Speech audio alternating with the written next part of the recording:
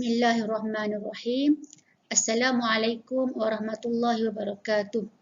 Alhamdulillah, kesyukuran dipanjatkan kepada Allah Subhanahu Wa Taala kerana dengan limpah kurnia-Nya kita masih lagi dipanjangkan usia dan diberikan kesihatan yang baik. Ustazah harap pelajar di luar sana semuanya sihat dan sentiasa ceria meneruskan pembelajaran walaupun secara PDPR. Jadi hari ini Ustazah akan bincangkan tajuk perkahwinan dengan menyentuh beberapa isu utama dalam perkahwinan, iaitu rukun dan syarat rukun nikah, pemilihan calon suami isteri, merisik, meminang, mahar dan juga walimatul urus. Jadi pelajar boleh merujuk buku teks muka surat 104 hinggalah 114. Okey. Sebelum kita bincang dengan lebih lanjut, kita lihat standard kandungan bagi pelajaran ini, iaitu merumus kefahaman mengenai perkahwinan dan mengamalkannya secara beradab dan juga istiqamah.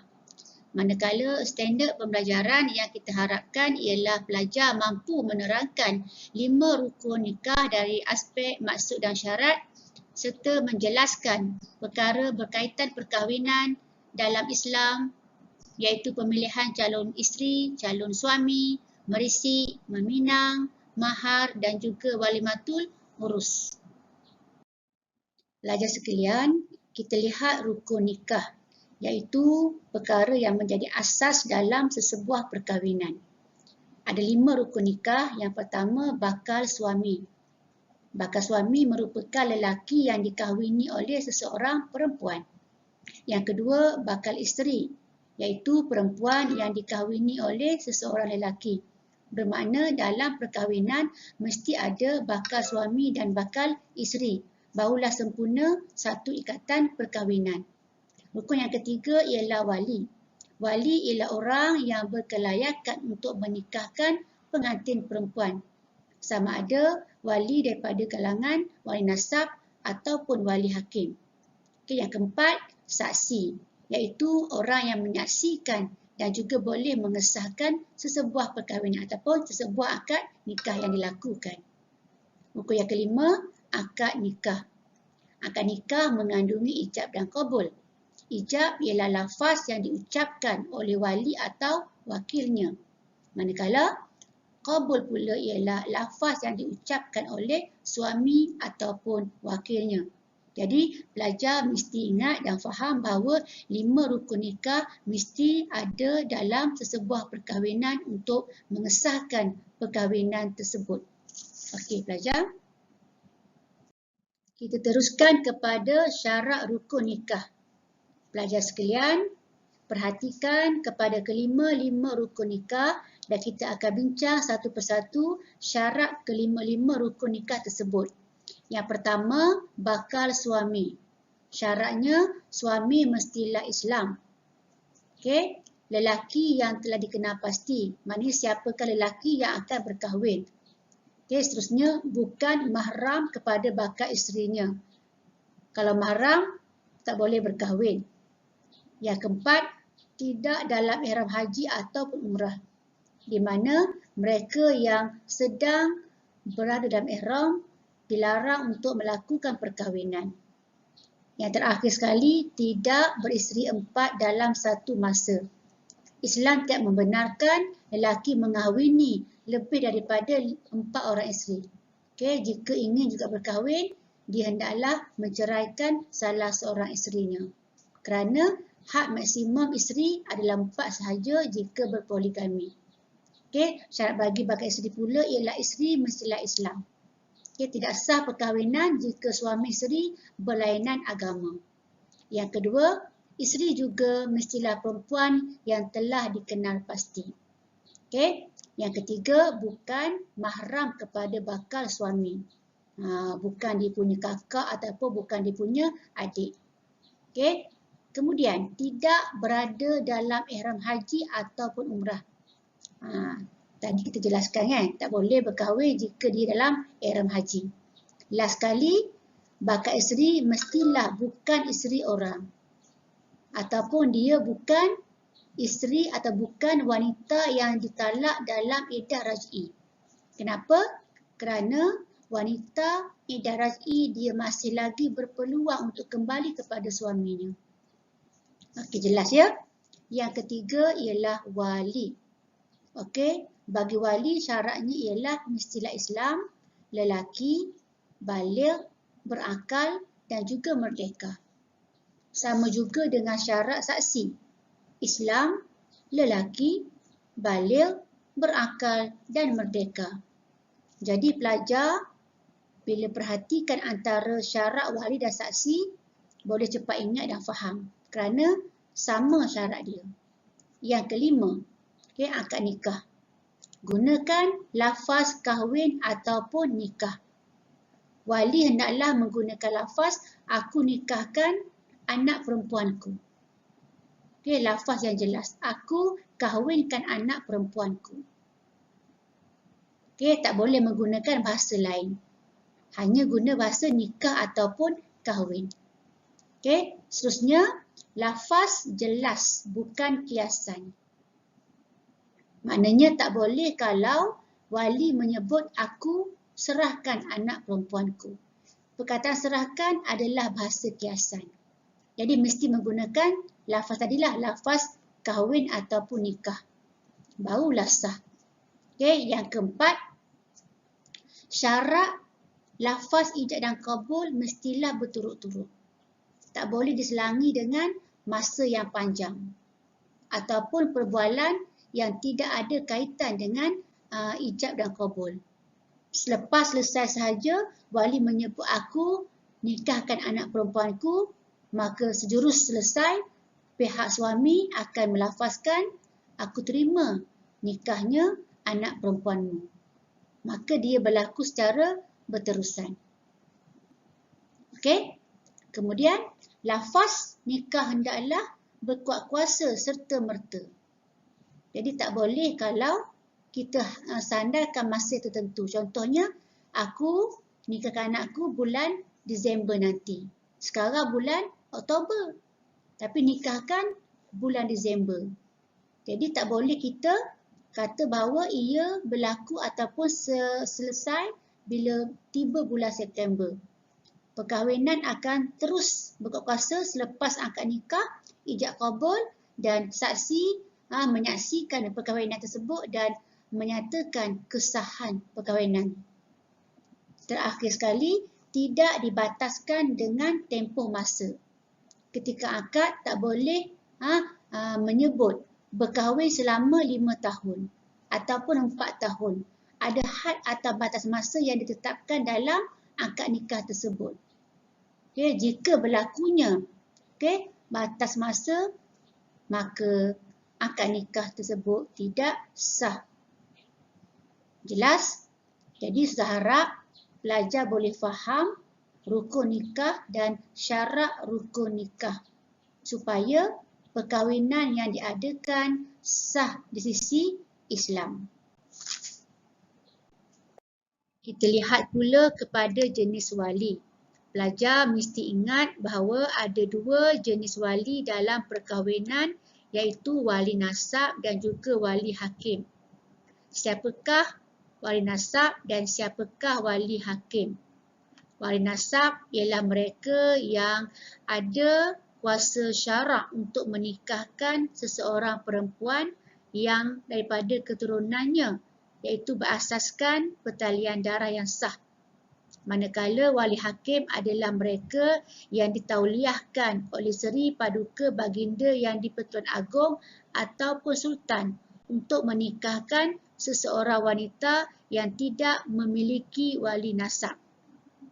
Kemudian kita lihat di sini wali nasab ada 2 jenis iaitu wali mujbir dan juga wali bukan mujbir ataupun disebut sebagai wali akrab. Okey pelajar. Pelajar sekalian, kita berpindah kepada jenis wali nasab. Okey. Kita dah bincang tadi ada 2 jenis wali nasab iaitu wali mujbir dan wali bukan mujbir. Dalam sesebuah perkahwinan, kita akan memilih wali mujbir dahulu, barulah kita pilih wali bukan mujbir. Jadi, wali yang mewalikan wanita kita akan tengok mengikut susunan wali dalam wali nasab. Pertama sekali, kita mesti utamakan wali mujbir, iaitu bapa dan juga datuk sebelah bapa dan ke atas. Jika tak ada bapa dan tak ada datuk, barulah wali akan berpindah kepada wali bukan mujbir. Iaitu dimulai dengan adik-beradik lelaki seibu sebapa. Jika tak ada, berpindah kepada adik-beradik lelaki sebapa. Kemudian anak saudara lelaki daripada adik-beradik lelaki seibu sebapa. Seterusnya sampailah kepada yang terakhir iaitu sepupu lelaki daripada bapa saudara sebelah bapa sebapa. Dan jika semua turutawali tidak ada, barulah wali akan berpindah kepada wali hakim.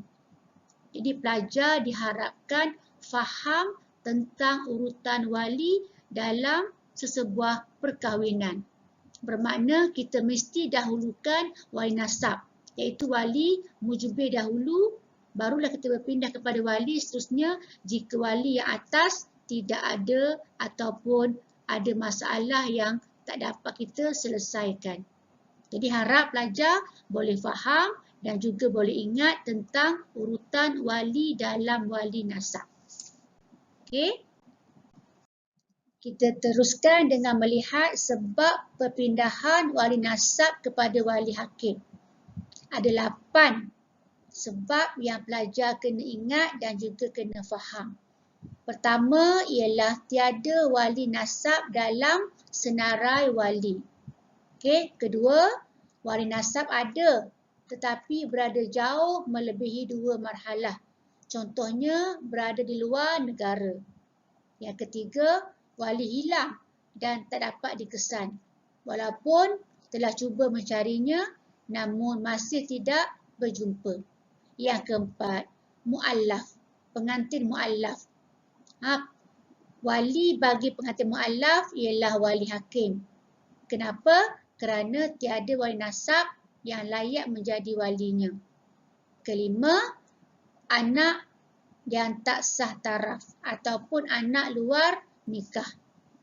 Okey, yang keenam, wali dalam ihram haji ataupun ihram umrah. Kerana antara larangan ihram ialah tidak boleh mewalikan dalam pernikahan. Yang ketujuh, wali enggan mewalikan pernikahan tersebut.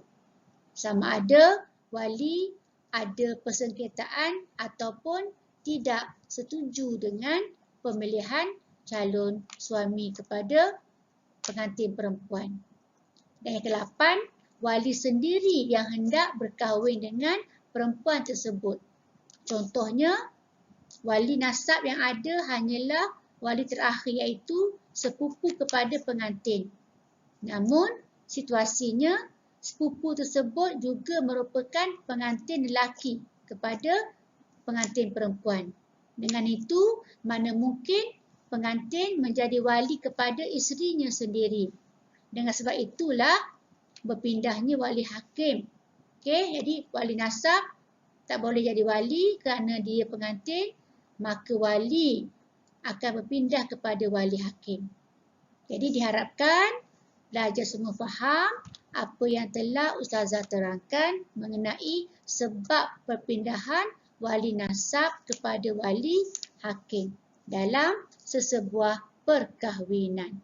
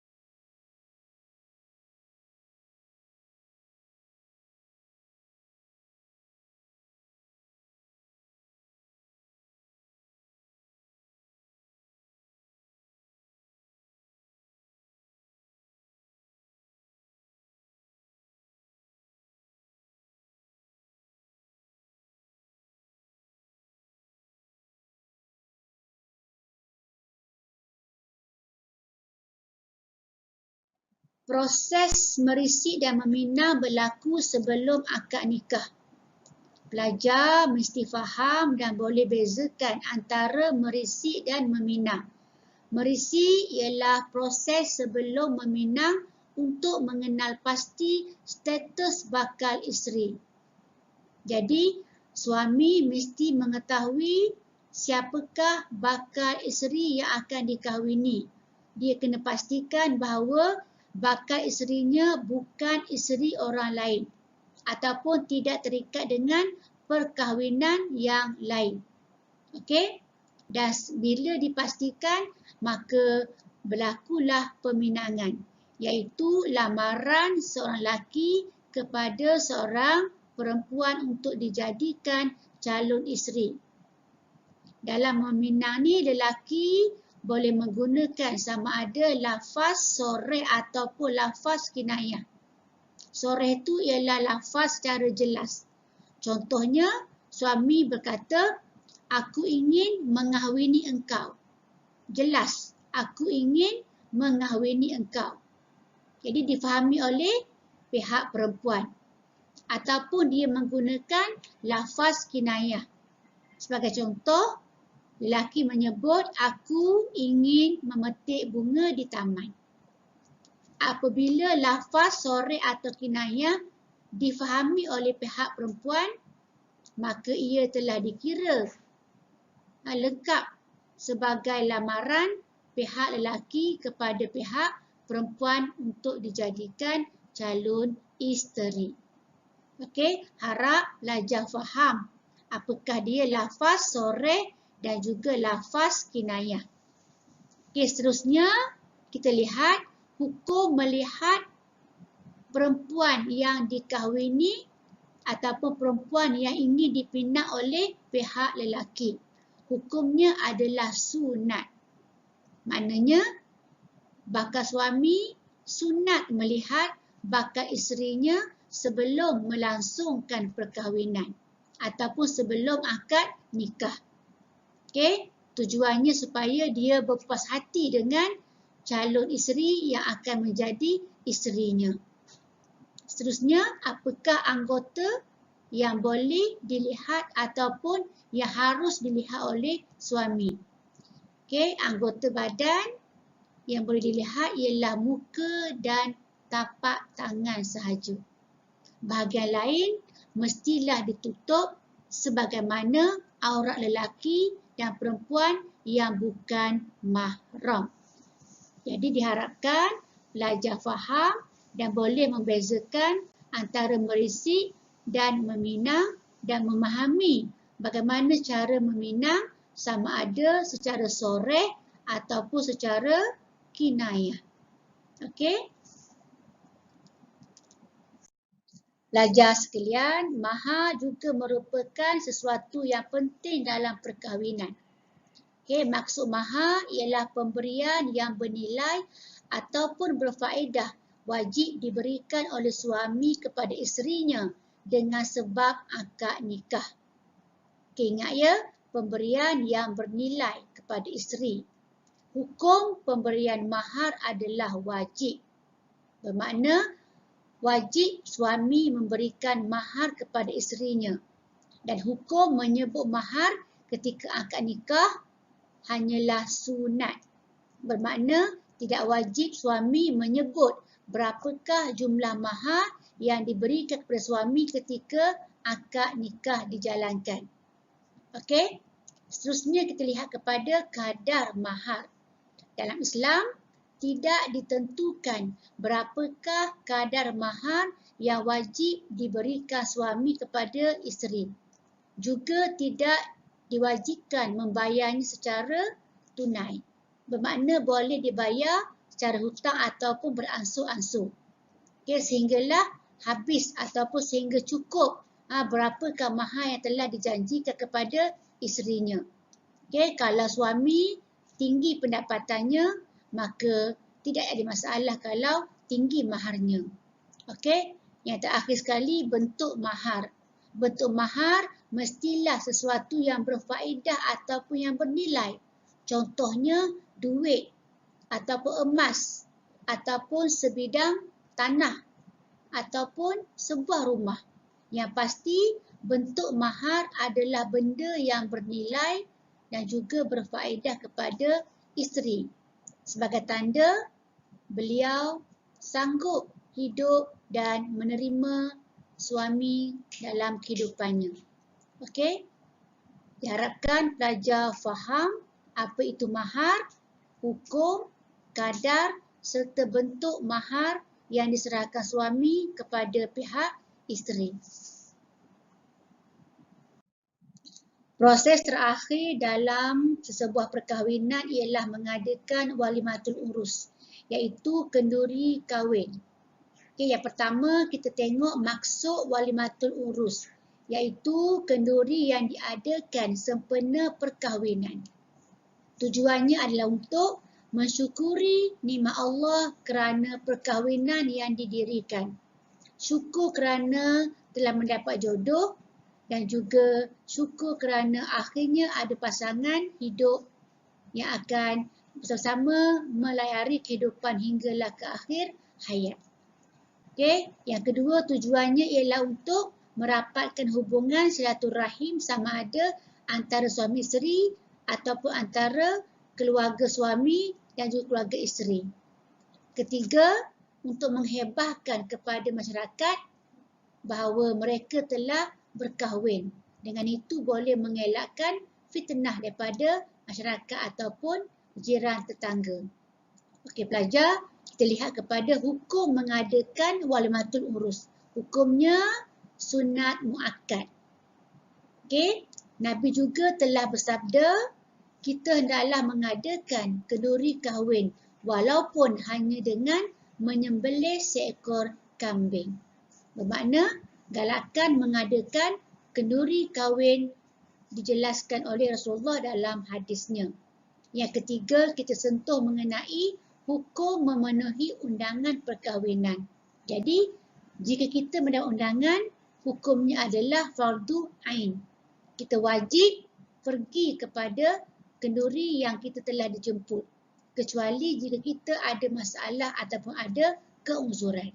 Jadi pelajar harap jelas bahawa walimatul urus diadakan bagi tujuan yang tertentu. Seperti untuk mengelakkan fitnah, sebagai tanda bersyukur dan juga untuk merapatkan hubungan silaturahim antara kedua-dua keluarga pihak suami dan juga pihak isteri. Okey? Islam meletakkan beberapa adab mengadakan walimatul urus. Antaranya ialah jemputan tidak dikhususkan hanya kepada mereka yang kaya sahaja. Bermakna tuan rumah mestilah menjemput saudara mara, jiran tetangga ataupun daripada golongan rakan taulan, sama ada mereka daripada golongan kaya ataupun miskin. Yang kedua, jemputan hanyalah hadir pada hari pertama sahaja. Sekiranya majlis diadakan beberapa hari. Okey. Yang ketiga, tujuan kita hadir sesuatu majlis adalah untuk merapatkan tali silaturahim antara tetamu dengan tuan rumah. Yang keempat, orang yang mengundang bukan seorang yang zalim ataupun memiliki harta yang haram. Jika sekiranya kita mengetahui mereka mempunyai harta yang haram, tak wajib kita hadir majlis yang mereka lakukan. Dan yang terakhir, tiada perkara mungkar dalam majlis seperti adanya pergaulan bebas antara lelaki dan perempuan ataupun dihidangkan dengan minuman ataupun makanan yang haram. Contohnya adanya hidangan arak. Jadi, pelajar cuba faham dan ingat ada adab mengadakan walimatul urus sebagaimana yang telah Islam gariskan supaya majlis yang kita adakan diberkati dan dirahmati oleh Allah Subhanahu Wa Taala.